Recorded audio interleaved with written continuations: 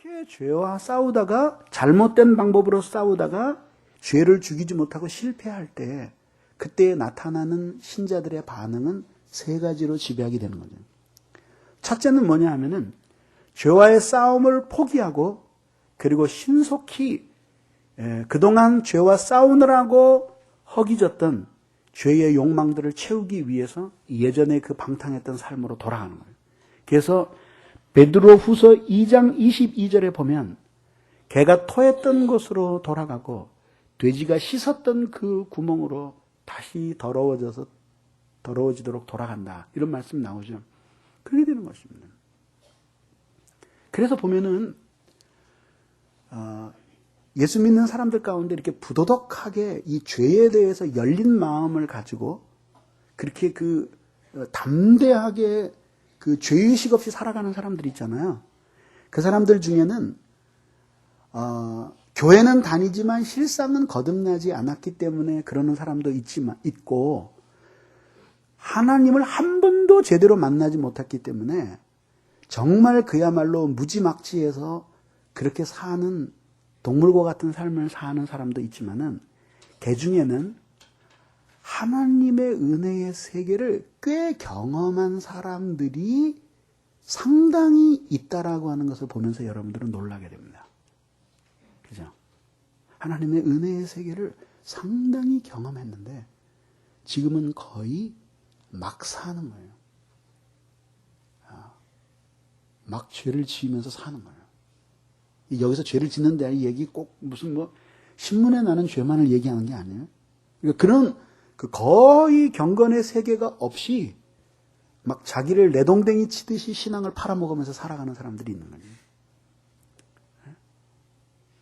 그런 사람들이 예전에 상당한 하나님의 은혜의 세계를 경험했는데도 그렇게 살아가는 사람들이 있거든요. 왜냐하면 그런 죄와의 싸움이 무엇인지를 잘 몰랐거나 싸웠는데 죄를 이기는 복음의 비밀에 대한 경험이 없기 때문에 거기에서 계속된 좌절과 패배를 맛본 종교 심리적인 반작용이 가져온 삶이 바로 그런 막 가는 부도덕한 삶이라 이거죠. 두 번째는 어떤 경우가 있냐면은 아주 미신적인 순종에 빠지는 그런 경우죠. 전에 그 교회 다닐 때 그런 분들을 한 두서너 분 봤는데요. 우리 교회는 아직 그런 사람이 없어요. 그래서 좀 아쉬운데. 화장실 청소를 도맡아 놓고 하는 사람이 그 교회마다 가면은 한두 사람씩 있었어요. 시킨 게 아니라 자기가 열심히 하는 거예요. 근데 지금은 사실 화장실이 더럽지 않거든요. 깨끗하지도 않지만, 그러나 특히 저희 열린교회 화장실 같은 경우는 그냥 이렇게 진짜 그 화장실에서 예배 드리고 싶을 정도로 그렇게 깨끗하게 이렇게 돼 있습니다. 근데 지금부터 한 20년 전, 30년 전만 해도 말이죠. 화장실이 다 그 교회에 가도 사실 화장실이 아니라 똥뚜껑이었거든요.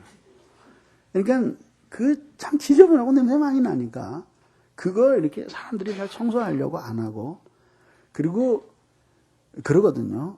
그래서 가끔 이제 그 교회의 단상에 올라와서 마이크나 잡고 뭔가 두각을 나타내려고 하고 싶어 하는 사람들은 많고 음식 예쁘게 차려놓고 목사님한테 이것 좀 드셔보세요. 장로님한테 저것 좀 드셔보세요. 이렇게 생색내고 싶어 하는 사람들은 많지만은, 그런 사실, 똥뚜껑을 치우고 싶어 하는 사람은 없잖아요. 근데 그렇게 열심히 일하는 사람들을 맨 만났어요. 근데 그 중에 한 사람의 얘기가 뭐냐면, 아무도 이 똥뚜껑은 건드리지 말라. 이건 내가 쳐야 된다. 근데 이유가 뭐냐?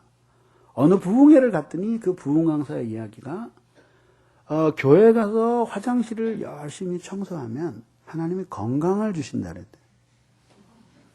그리고 증거를 몇 사람 증거를 내세운 거예요.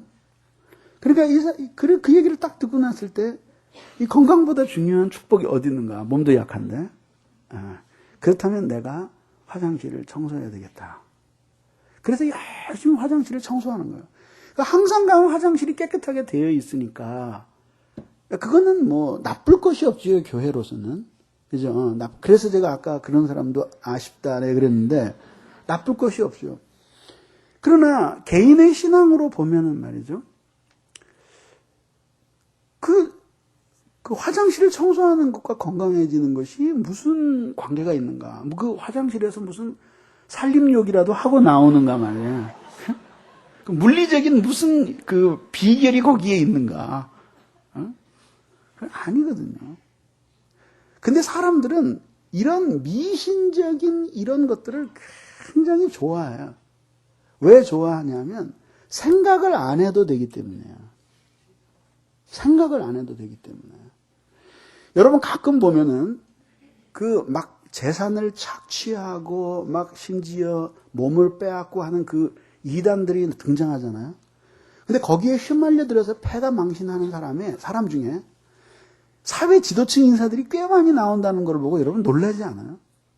아니, 저 대학 교수가, 그 장관까지 지냈다는 사람이, 가문도 훌륭한 사람이 왜 저럴까?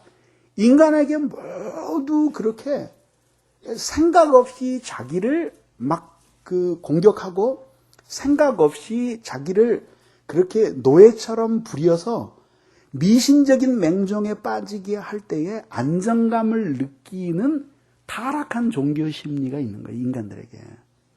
그러니까 교인들이 말이죠.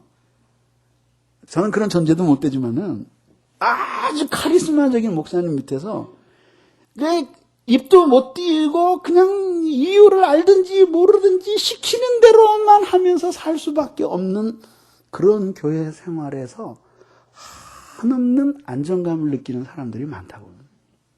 오히려 인격적으로 대해주고 그걸 어떻게 내가 결정해 주겠느냐. 네가 하나님 앞에 기도하면서 인격적으로 결정해라. 이럴 때에 굉장히 실망하는 교인들을 많이 만나요. 정말요. 구두 가게를 할까요? 설렁탕집을 할까요? 근데 내가 설렁탕을 끓여봤어. 구두를 만들어봤어. 이 사람은 기도해서 응답을 받아서 자기에게 결론만 알려달라는 거야. 그러니까 절대 순종하겠다는 거지.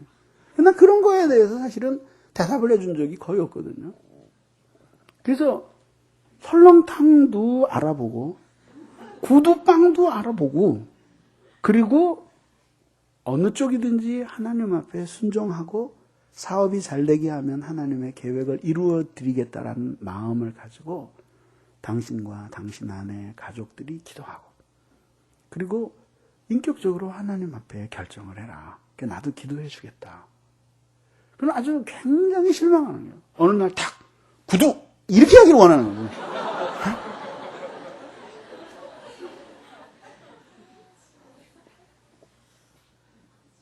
그런 심리. 그래서 이 인류의 역사에서 이 사교가 판을 치는 이유가 바로 인간 속에 내재하는 그런 종교적인 본성들을 이용하기 때문이에요. 그렇기 때문에 이 이단의 교주가 되는 게 이게 보통 머리 좋은 사람들이 되는 게 아닙니다. 정말 그 사람들은 뭘 해도 성공할 사람들이에요.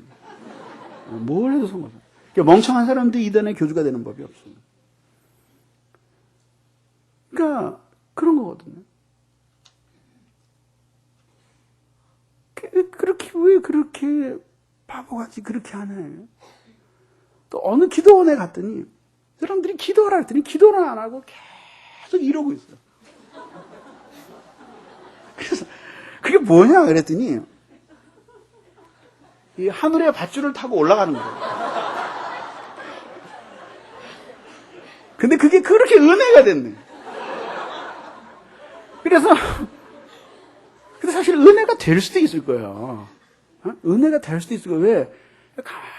가만히 하늘나라를 묵상하면서 이 죄 많은 세상에서 이 밧줄을 타고 올라간다고 생각을 해봐. 만약에 은혜가 된다면 그거는 이렇게 하는 게 은혜를 주는 게 아니라 그 천국에 대한 소망이라는 복음적 기대가 자기에게 주는 거지. 그래서 뭐 이렇게 하면은 자기가 이렇게 말하자면 모든 욕심이 사라지고 하나님만 바라보게 된다는 거죠. 그래서 그냥 사람들이 쭉 모여 앉아서 밤새도록 이거는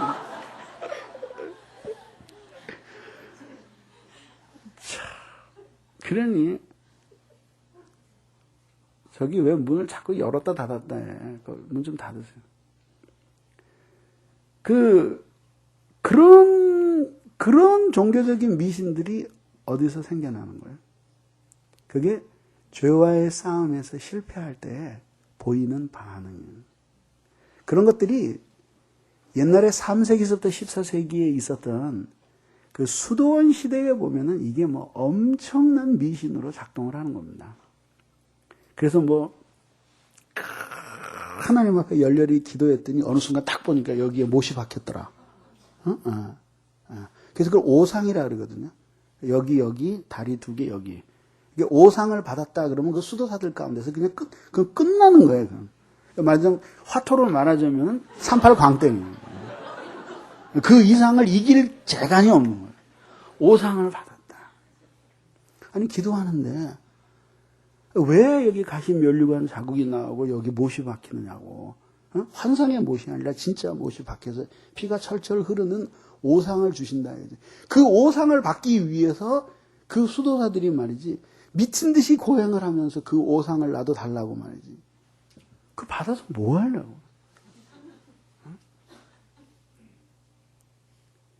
그런 미신과 그 다음에 맹종을 따르게 되는 거죠.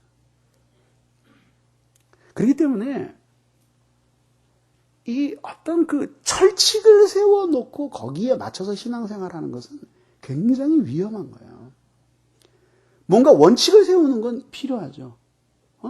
그 원칙을 세우는 거 필요하면 왜?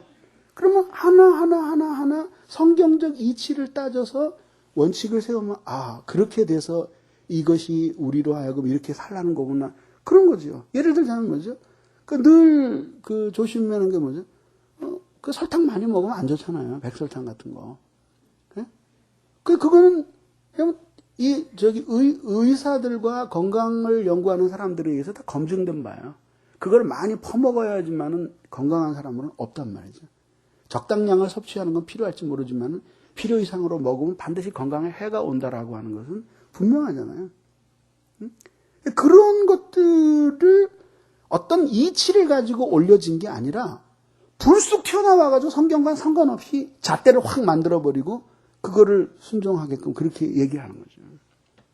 그런 것들이 옳은 거냐. 그런 건 옳지 않다. 이게 죄에 진 사람들, 율법으로 죄와 싸우려고 하다 실패한 사람들이 보이는 반응이에요. 마지막 3번째가 뭐냐면, 그 다음에 어떻게 하냐면은, 죄와 싸우지 않고 도덕적인 삶을 살려고 노력을 하는 거예요. 그런 사람들은 결국 어떻게 되죠? 자기 의에 빠지게 되는 거죠. 나 세금 한 번도 떼어먹은 적 없다. 너는 아무리 회개하고 은혜 받으면 뭐하냐?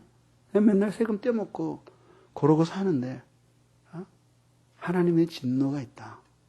근데 자신 속에는 이렇게 깨어짐이나 하나님의 은혜가 자기를 지배하는 변화 이런 거 없어요. 그 대신 도덕적이 돼가는 거죠. 그런 대표적인 예가 누구냐면 바리새인들이었단 말이죠. 영적인 원리 없이 복음적인 신앙의 원리 없이 도덕적인 삶을 구축해 가니까 그 도덕적인 삶을 구축하기 위해서 치루었던 자신의 희생이 생각이 나는 거죠.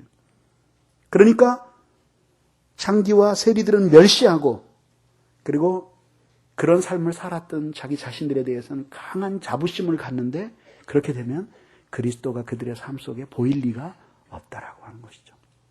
이래서 결국은 율법은 죄를 이길 수 있는 어떤 동기와 그 다음에 격려를 가져다 주지 못한다는 것이죠. 그러나 은혜는 이것을 준다 이거죠. 은혜는 이것을 준다. 그래서 복음으로 돌아와야 돼요.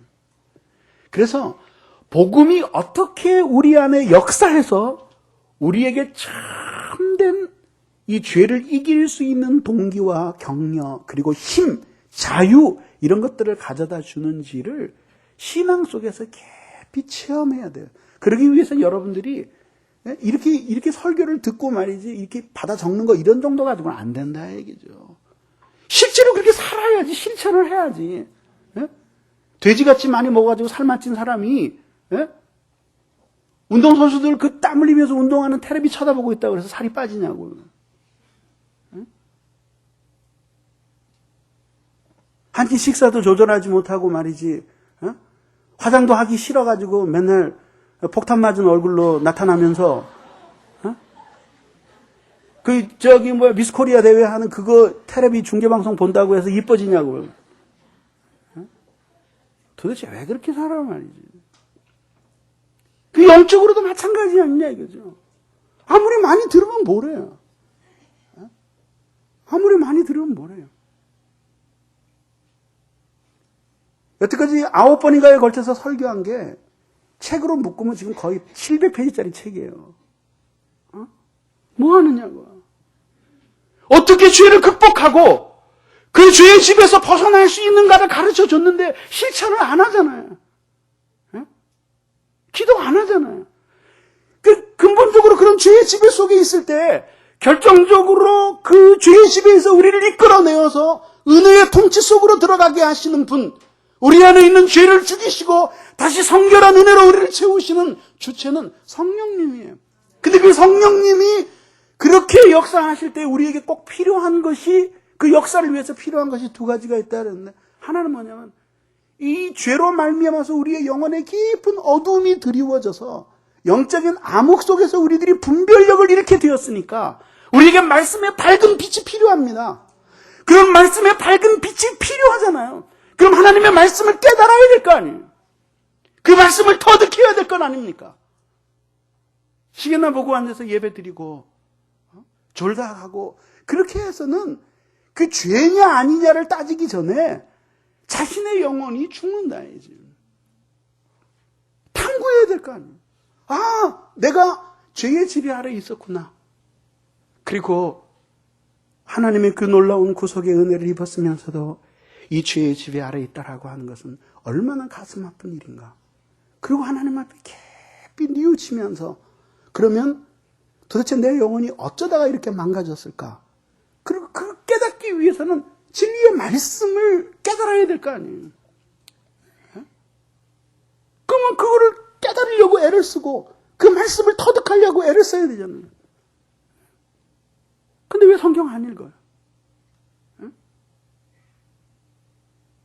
그렇게 말씀을 들었을 때 충격을 받았으면 밖에 나가면서 그 충격을 지워버리면 그 충격이 여러분들의 영혼을 변화시킬 수 있어요?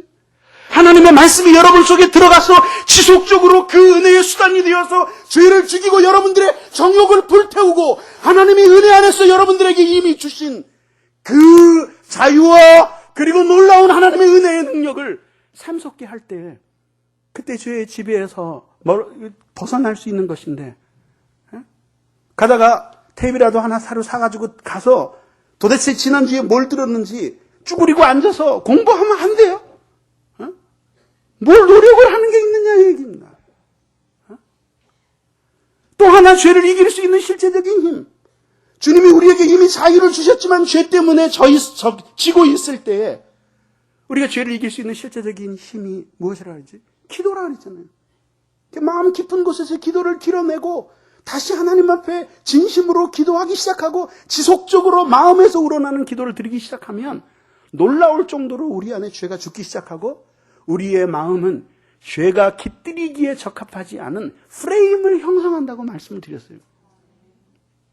근데 게으름과 나태 속에서 실천을 안 하지 않느냐 이거죠.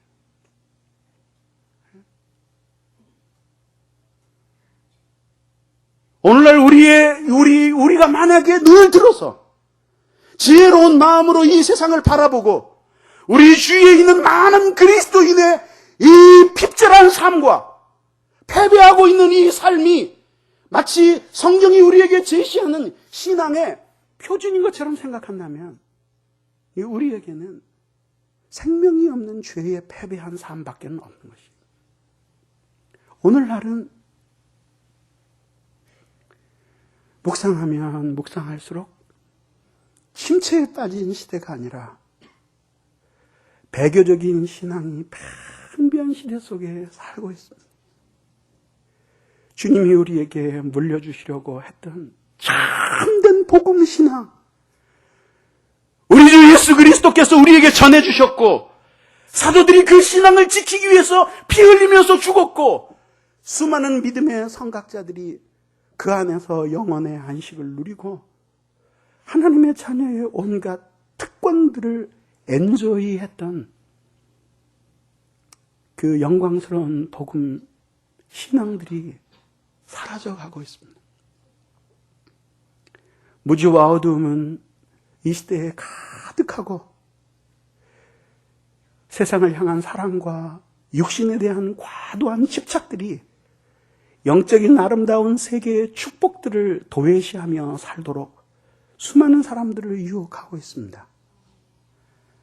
먼저 믿었다고 하는 사람들의 이름값도 하지 못하는 껍데기밖에 없는 신앙생활들이 처음 믿은 사람들로 하여금 신앙생활이 무엇인지에 대해서 오해하게 만드는 훌륭하고 사악한 본보기가 되고 있습니다. 그렇습니다. 우리는 지금 거의 배교에 가까운 시대를 살고 있습니다. 로마 시대 때에는 수많은 사람들이 정치적인 박해와 핍박을 이기지 못해서 배교했지만, 구약의 시대에는 우상 숭배의 유혹을 이기지 못해서 배교했지만, 오늘날의 시대에는 세상에 대한 사랑을 끊을 수 없고 육체 속에서 우러나오는 피 끓는 정욕을 어찌하지 못해서 수많은 사람들이 배교의 삶을 살거나 혹은 배교에 가까운 삶을 선택하는 것입니다. 그래서 복음적인 거룩은 간 곳이 없고, 신앙생활의 신령한 측면들은 철저히 무시되고, 마치 짐승과 같은 사람들이 일주일에 한 번씩 모여서 정신교육을 받는 집합장소가 교회인 것처럼 전락하고 있는 것입니다. 우리 하나님이 이런 세상을 바라보시며 얼마나 마음 아파하실까요? 창조하신 세상을 망가뜨린 장본인들을 위해서 자기의 외아들을 이 세상에 보내시고, 그들을 그 모든 노예의 상태에서 해방시켜 주의 자녀로 삼아주시고, 영혼과 마음을 얼검했던 모든 사단의 사슬들을 끌어 주님을 의지하기만 하면 지극한 자유함 속에서 성결과 의로 하나님을 섬기고, 그 하나님을 즐거워하며 아버지의 사랑을 듬뿍 받으며 살 수 있는 자유인의 길을 열어주셨지만, 죄가 던져주는 한 조각의 떡을 얻어먹기 위해서 망에서 쫓겨가는 일본 순사의 바지자락을 붙들고 자기를 짓밟고 지배해달라고 애원하는 것처럼 죄의 지배를 받으며 살아가기를 택하는 수많은 그리스도인들이 실제적인 배교자가 아니고 무엇이겠습니까? 그래서 우리는 이런 캄캄한 시대에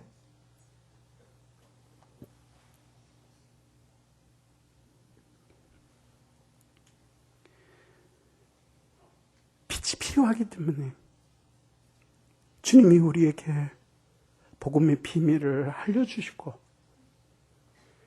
세상이 모두 주를 버리고 육신의 정욕을 따라서 탐욕으로 가득 찬 이 세상을 사랑하고 섬긴다고 할지라도, 우리 주 예수 그리스도를 알고 그 복음의 비밀을 우리에게 알게 하시는 것은 우리로 이 배교적인 삶이 가득 찬 이 고통스럽고 어두운 이 시대에 마지막 남은 자들이 되어서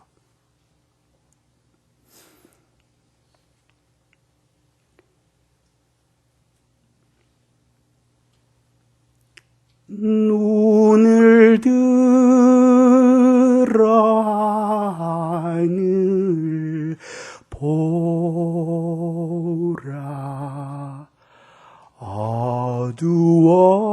어두워진 세상 중에 곳곳마다 상한 영의 탄식 소리 들려온다. 그래서 이 세상에 태어나서 하나님의 자녀로서 할 수 있는 최고의 아름다운 삶이 무엇인지 아세요? 그 삶이 빛으로 사는 것이에요. 사람들은 흔히 하나님의 자녀가 빛으로 산다, 빛들로 나타난다, 너희는 세상의 빛이요 라고 말씀하신 것을 윤리적인 면으로만 해석을 하거든요. 도덕적인 면으로만 해석을 한단 말이죠. 근데 그거 아니에요.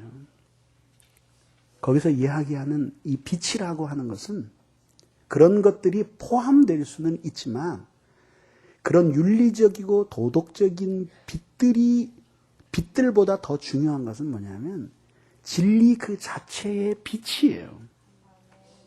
그래서 하나님의 자녀들이 이 참된 복음신앙, 어떻게 하나님이 우리를 거룩한 사람으로 만들어서 당신을 알리고 싶어 하시는가라고 하는 것들을 깊이 깨닫고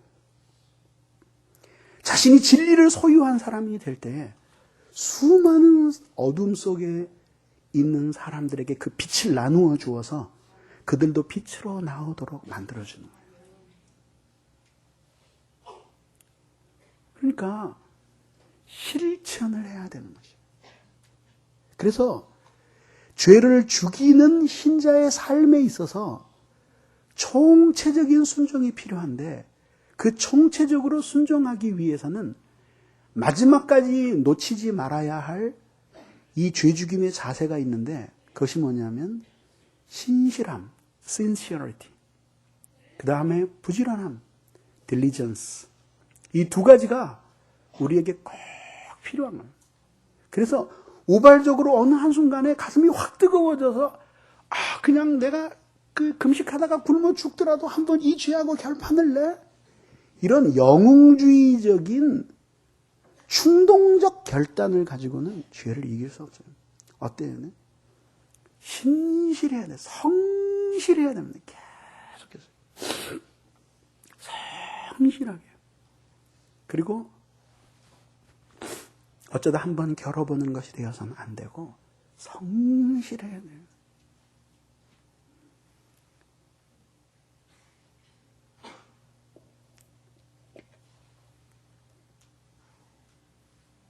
그러면 이런 은혜가 주는 죄죽임의 동기와 격려들이 무엇이냐? 이렇게 신자가 바른 원리로 돌아가서 죄와 싸우면 하나님이 복음을 통해서 은혜를 주시는데 그 은혜는 우리에게 생명을 줍니다. 우리에게 기쁨을 줍니다. 우리에게 용기를 주고 또 우리에게 인내를 줍니다. 그래서 어떤 순간에 하나님 아버지께서 우리가 죄와 더불어 막 싸우다가 실패해서 죄의 지배를 받고 거의 졌어요. 근데 거의 엎드려져서 이제는 거의 죽은 것 같고 이제는 자기가 도저히 어떻게 할 수 없는 것 같이 느껴질 때 다시 말씀을 듣고 힘을 얻어서 죄와 싸우기 시작하면 고린도후서 4장 10절에 나와 있는 바와 같이 사망은 우리 안에 역사하고 생명은 너희 안에 역사하느니라. 하나님께서 우리에게 생명을 주시는 것이죠. 뿐만 아닙니다. 고린도후서 7장 4절 하반절에 나와 있는 바와 같이 신자가 죄와 더불어 지고 있을 때, 싸워서 지고 있을 때, 그래서 죄의 지배 아래서 순종하고 있을 때에는 타락한 기쁨밖에는 기쁜 것이 없었는데 죄와 더불어 실제로 싸우기 시작할 때에 그때에 사람들에게 놀라운 기쁨이 주어지기 시작합니다. 그 기쁨이 죄를 이기게 하는 것은 아닌데 그 기쁨을 통해서 하나님이 내가 비록 오랫동안 죄에 졌었는데도 지금 나와 함께 하시는구나 하는 것들을 경험하면서 다시 죄와 싸울 수 있는 담대한 힘들이 생겨난다라고 하는 거죠. 뿐만 아닙니다. 사도행전 4장 31절에 보면 핍박받을 때의 주의 성도들이 담대했던 것을 볼 수 있습니다. 성령의 충만함이 그들을 그렇게 담대하게 만들었습니다. 죄에 지고 있을 때에는 어떠한 담대함도 없고 그의 영혼을 사로잡고 있는 것은 이글거리면서 타오르고 있는 죄악된 욕망밖에는 없습니다. 그러나 성결과 의로서 하나님을 섬기고자 깨끗해질 때에, 그러기 위해서 애를 쓸 때에 하나님 아버지께서는 우리에게 반드시 담대한 용기를 우리에게 주셔서, 예전에는 죄에게 꼭 질 것만 같았고 싸워봐야 괴로움만 더할 것 같다고 생각을 했는데 어느 한순간에 그 죄와 싸울 수 있는 담대함, 그리고 내가 이제는 죄와 사망의 법에서 생명과 성령의 법으로 해방된 사람이고 이제는 내 안에 계신 그리스도 예수께서 주께서 나를 부르시는 날까지 후회 없이 나를 도와주실 것이라고 하는 담대한 확신이 우리에게 들어오는 거죠. 이게 죄에 지고 있을 때, 죄에 완전히 복종하면서 살 때에는 전혀 누릴 수 없는 용기예요. 그런 것들이 죄와 싸우기 시작하면 생겨나기 시작하는 거죠. 뿐만 아닙니다. 하나님께서는 로마서 5장 3절 4절에 기록된 바와 같이 우리에게 승리에 대한 확신을 주십니다. 그래서 죄에 대해서 지고 있을 때에는, 완전히 패배하고 지배를 받고 있을 때에는 어떠한 승리의 확신도 없습니다. 그리고 어떠한 약속도 이루어질 것이라고 하는 믿음이 생겨나지 않아요. 그러나 죄와 더불어 싸우면 그 죄가 이기기 시작하는 거예요. 죄를 이기기 시작하는 거예요. 그러면서 확신을 하게 되는 거예요. 제가 아주 좋은 비유가 하나 떠올랐어요. 하나님이 함께 하신다라고 하는 그런 그 많은 반복된 약속이 있기는 했지만, 뭐 언제는 하나님의 약속이 없었습니까? 그렇지만 요단강을 건너서 이제 가나안을 정복하려고 나아갈 때, 그때 그들의 마음이 어땠겠는지 한번 생각해 보세요. 그래서 여호수아에게 하나님께서 계속 하신 말씀이 뭐냐면 강하고 담대하라. 지도자였는데도 그렇게 떨렸다는 이야기예요. 쉽게 얘기하면. 그 카리스마적인 지도자 모세도 이제는 죽고, 그리고 그 백성들을 데리고 가는데, 처음 40년은 채 안 되지만 하여튼 그 7, 8년 전에 그 가나안을 처음 정탐했을 때 그렇게 강한 사람이라고 판단되던 그 사람들은 지금 그 세월이 흐르면서 더 강해졌을 거 아니에요. 자손도 많아지고. 근데 그동안에 이스라엘 백성들이 무슨 새 병기를 수입을 해왔어요? 아니면은 외국에서 용병을 불러왔어요? 그런 처지 있지 않겠어요? 근데 나아가는데, 싸우려고 하는데, 이제 문제는 뭐냐면 두려운 거죠.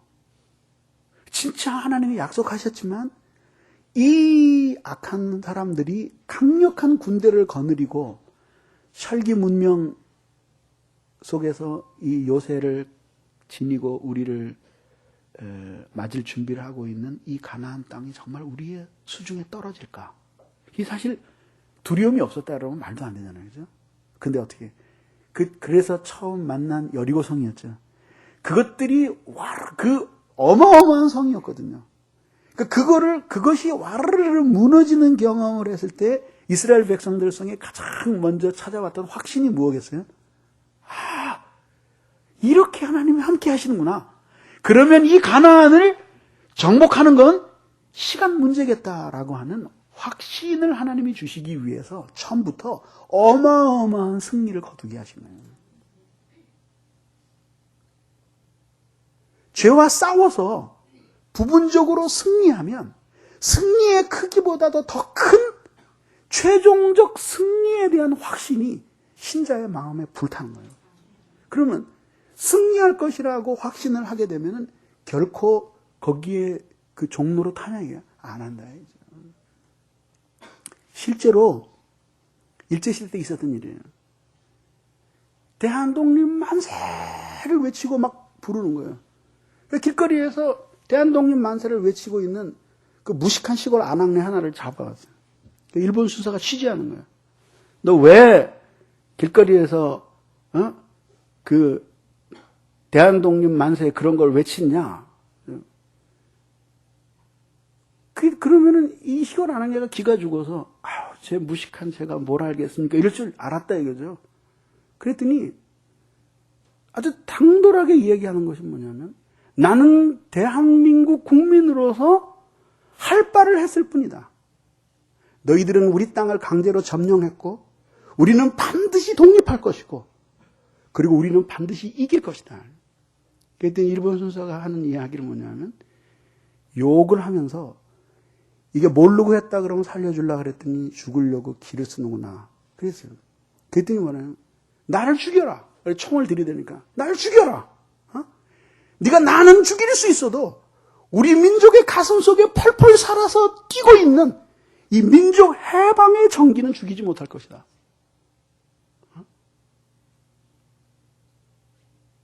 그 순간 그는 두려움을 느꼈다고 수레를 했어요. 그런 작은 승리 속에서 그런 도저히 죄에 지고 있을 때에는 경험할 수 없었던 담대한 승리의 확신이 거기서 떠오르는 거예요. 이걸 누가 주냐 하면은 율법은 못 주어도 복음은 그것을 준다 이거죠. 그래서 준다 이거죠. 그래서 신자가 이렇게 해서 하나님의 은혜 아래서 죄와 싸울 때 말할 수 없는 많은 그 위로를 하나님께서 주십니다. 그러니까 우리의 연약한 것을 주님이 아시기 때문에 주어진 상황에서 죄와 더불어 몸부림치고 싸우려고 할 때 하나님께서는 그것을 작은 것으로 보시지 않는 거죠. 그래서 첫째는 영적인 소생을 주십니다. 이사야서 57장 15절에 보면 나옵니다. 이 영적인 소생은 크게 두 가지로 주어지는데 하나는 소극적으로는 죄의 용서를 통해서 하나님이 영적인 소생을 주셔요. 죄가 많이 있었는데 사죄의 은혜를 경험하고 나면은 다시 영적으로 소생하게 되는 그런 은혜를 주시고 또 하나는 이런 심각하게 용서받아야 할 죄가 없다고 할지라도 믿음으로 하나님 앞에 죄와 싸우면서 이것을 싸워서 하나님께 기쁨을 드릴 수 있도록 도와달라고 기도하면 하나님께서 믿음으로 말미암아서 강한 힘을 그에게 부어주시는 거죠. 그래서 영적인 소생을 누리게 하십니다. 그것뿐만 아닙니다. 요한복음 14장 21절에 보면은 이런 사람들에게 하나님께서 사랑을 받게 하시는 것이죠. 죄에 지고 있을 때에는 죄에 대한 사랑만이 가슴에 역사하고 그리고 그 죄로부터 받는 타락의 기쁨은 있지만 가장 견디기 힘든 것이 뭐냐면 하나님과 철저히 격리되어 있다라고 하는 것. 하나님과 무한히 소원해져 있다라고 하는 것. 심지어는 하나님이 자기를 돌아보시지 않는다라고 하는 거절감. 이런 것들에 에워싸여서 고통을 받는데 죄와 막상 싸워서 일부분이라도 승리하기 시작하면은 하나님께서 우리를 사랑하신다라고 하는 것들을 보여주는 거죠. 그러니까 죄의 지배 가운데 있는 사람들이 하나님 나를 사랑해 주세요. 나를 사랑하는 증거를 보여주세요. 그 쓸데없는 기도라 이거죠. 하나님 보여주실 수가 없어요. 죄와 싸워서 승리해서 죄를 이기는 것만큼 하나님이 우리를 사랑하신다는 증거를 보여주신다 이거죠. 세 번째는 성령의 도우심이 나옵니다. 빌립보서 1장에 나와 있는 것처럼 이렇게 죄와 더불어서 싸우기 전에 죄와 더불어 싸워야 되겠다라는 상상을 하는 동안에만은 성령이 자기 속에 역사하는 것을 경험하지 못해요. 그러나 막상 죄와 더불어 붙어서 싸우기 시작하면 성령님이 그 죄를 놀랍게 죽이기 시작하는 것들을 볼 수 있다.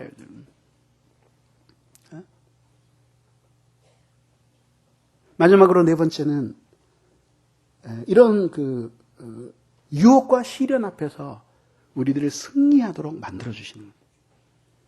그래서 작은 승리인데 그 작은 승리를 통해서 정말 하나님이 도우시고 그리고 하나님이 역사해 주셔서 이 죄와의 싸움에서 내가 승리를 거둘 수 있다라고 하는 증거들을 주님께서 보여주시는 거예요. 그렇게 함으로써 우리를 계속해서 격려하고 자극하시는 거예요. 그래서 죄와의 싸움에서 이기도록 만들어 주시는 것입니다. 말씀을 맺겠습니다. 여러분, 정말 이것은 여러분들이 선택의 문제가 아닙니다. 죄와의 싸움에서의 승리 없이 여러분들에게 참다운 승리가 없고, 그러기 위해서는 여러분들이 부지런히 헌신해야 합니다. 헌신해야 돼요. 부지런히. 좀 덜 먹고 운동을 해야지 살이 빠지고 건강해지지. 그렇게 해서 소원은 가지고 있죠. 그렇게 해서 죄를 이긴 은혜 안에 있는 그리스도인이 되고자 하는 소원은 가지고 있지만 소원만으로는 충분하지 않습니다. 이제 죄를 물 먹든 마시는 것을 그만두어야 합니다. 그리고 입이 여러분들 안에 들어오게 된 이 죄와의 싸움을 싸워 이기기 위해서 끊임없이 말씀에 비답해 여러분들을 세우고, 그리고 여러분들이 끊임없이 자기를 쳐서 복종시키는 열심으로 아버지 앞에 매달리고 기도해야 합니다. 여러분들의 영혼을 위해 하나님 앞에 기도하고 여러분들이 그 죄와 더불어 싸워서 이길 수 있도록 간절한 마음으로 눈물을 흘리며 주께서 내게 주신 이 자유의 놀라운 은혜들을 헛된 것으로 보내지 않도록 도와달라고 매달리며 아버지 앞에 기도할 때 주께서 그렇게 아버지 앞에서 죄의 지배를 벗어나 은혜의 세계 속으로 들어가고자 하는 사람들에게 반드시 승리를 주시고 그들에게 격려와 그리고 위로들을 주실 것입니다. 기도하겠습니다. 이 시간에 우리 기도할 때 하나님, 저희들에게 은혜를 내려주시고 우리가 이렇게 아버지의 뜻대로 그렇게 살 수 있도록 우리를 변화시켜 주시고 새롭게 해주시도록 우리 같이 한 마음으로 기도하시겠습니다.